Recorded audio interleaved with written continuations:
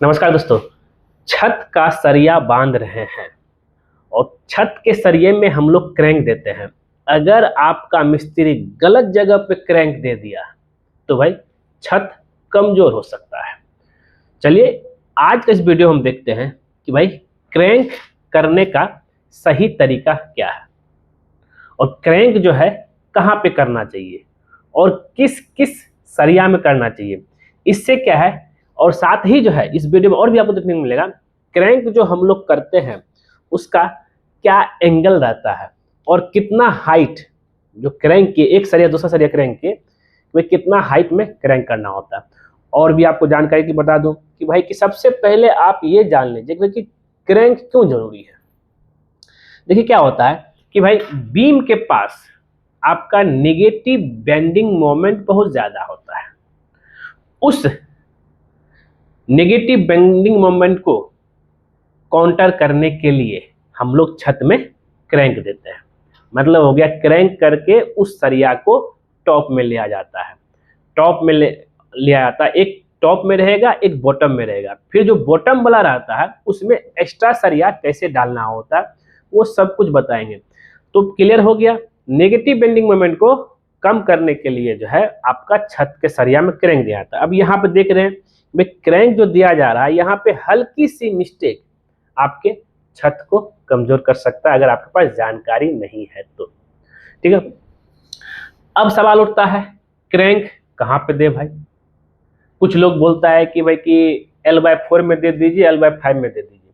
अब ये L/4 L/5 है क्या, इसको लेकर के हम यहाँ पे पूरा डिटेल में जानकारी लेंगे। तो सबसे पहले अब यहाँ पे जान लीजिए क्रैंक को लेकर के जो है कि भाई कहाँ पे क्रैंक देना सही है।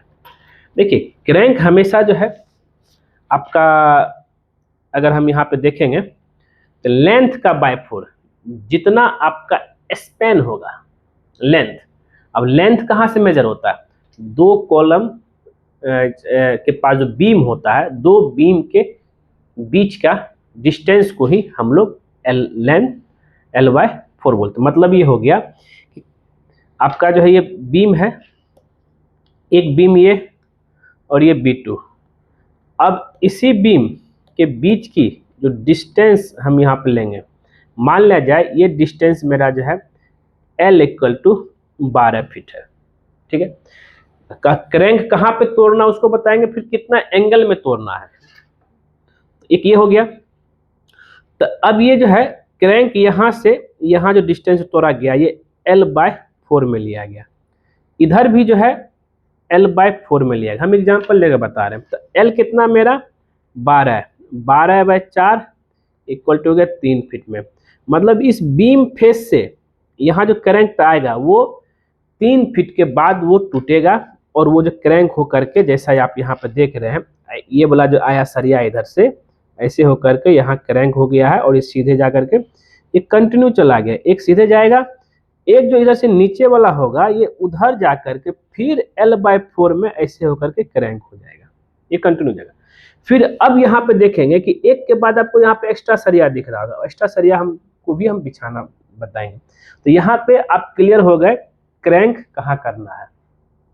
और अल्टरनेट एक सरिया क्रैंक होगा एक नीचे होगा और 6-6 इंची सेंटर एक क्रैंक हुआ एक फिर नीचे हुआ, एक क्रैंक हुआ एक फिर एक नीचे हुआ, एक क्रैंक, इस तरह से अल्टरनेट सेम एक्स एक्सिस में वही और वाई एक्सिस में भी सेम वैसे ही क्रैंक करना। इससे क्या होता है कि भाई जो स्लैब का जो बीच का जो डिस्टेंस है चारों साइड से लेंथ का बाय 4, हाँ अगर इसका स्पैन अलग है इसका स्पैन अलग है तो उसके स्पैन के अनुसार जो है आपका होगा। मान लीजिए इसका स्पैन जो है 10 फीट है तो 2 फीट 6 इंची में ये क्रैंक होगा।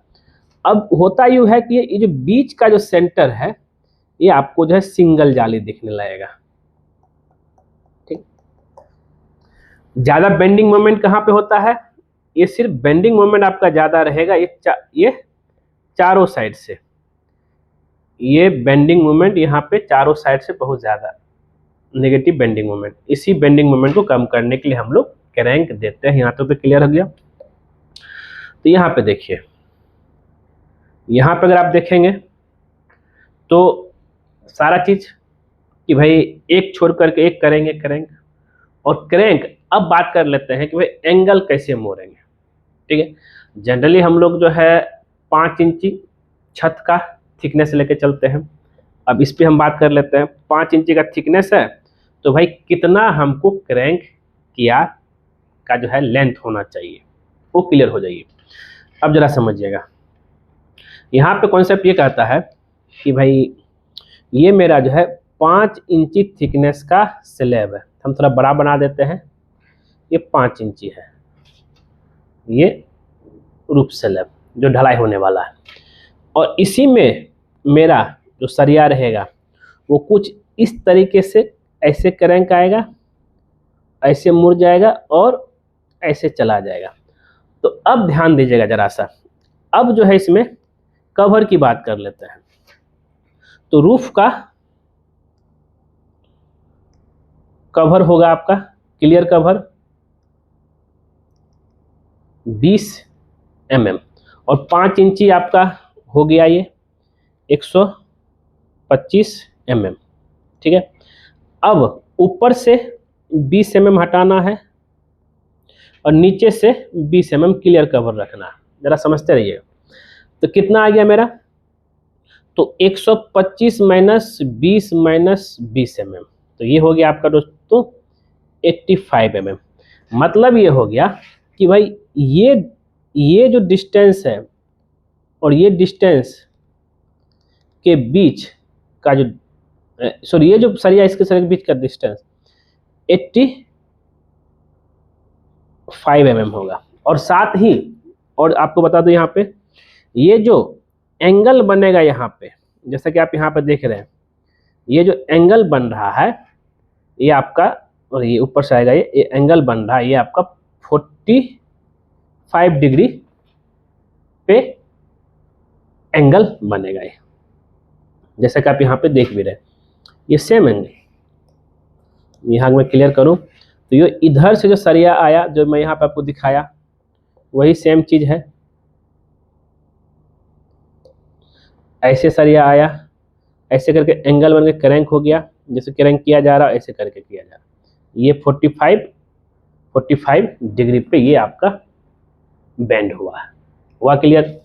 इधर से देखें 45 डिग्री, इधर 45, तो इस हिसाब से तो, और ये इसका जो रहेगा लेंथ 85 mm रहेगा, ये 85 mm। ठीक है, यहाँ पर क्लियर 85 mm आपका ये दोनों के बीच का डिस्टेंस, और ये क्रैंक 45 डिग्री में होगा और लेंथ का बाय4 L/4 में होगा। वही अगर आपका 6 इंच का स्लैब है तब उसका आपको जो अलग रहेगा, 150 में से 40 mm माइनस कर दीजिएगा। तो ये समझना बहुत जरूरी है, और कवर जरूर छोड़ना है, और उम्मीद करते हैं। और इस तरह के तरीके से जैसे कि आप देख रहे हैं, एक को क्रैंक किया गया है, एक को छोड़ दिया गया, एक को क्रैंक किया गया, एक को छोड़ दिया गया, इस तरीके से। अब इसमें हम आपको दिखाते हैं भाई कि एक्स्ट्रा सरिया जो बिछाना है उसको लेकर के, अगर एक्स्ट्रा सरिया की बात करेंगे तो जहां एक के बाद एक क्रैंक हुआ है उसके बीच में गैप आ जाता है, उस गैप को फुलफिल करने के लिए जो है हम लोग क्या एक्स्ट्रा रेनफोर्समेंट डालते हैं। अब एक्स्ट्रा रेनफोर्समेंट वाला वीडियो कहाँ गया, अगर आप यहाँ पे देखेंगे तो एक्स्ट्रा सरिया उसमें जो है डाला जाता है, यहाँ तो दिख नहीं रहा भाई। और एक्स्ट्रा सरिया दोनों साइड बीम को जितना डिस्टेंस आ रहा है उसको मिला करके किया जाता है। ये क्रैंक देखिए, और ये क्रैंक करने का जो तरीका है कुछ इस तरीके से 2 डाया लेना है और उसको एक के बाद एक क्रैंक करते जाना है, और क्रैंक करने के बाद जो है प्रॉपर तरीके से आपको सरिया बांधना है, और नीचे में कवर ब्लॉक इस्तेमाल करना है, और 2 क्रैंक के बीच में जो सरिया आएगा उसमें चेयर आरसीसी का सॉरी करते हैं सरिया का ही चेयर होता है उसको लगाना है। यहाँ तक क्लियर। तो अब इसको हम समराइज कर देते हैं। तो समराइज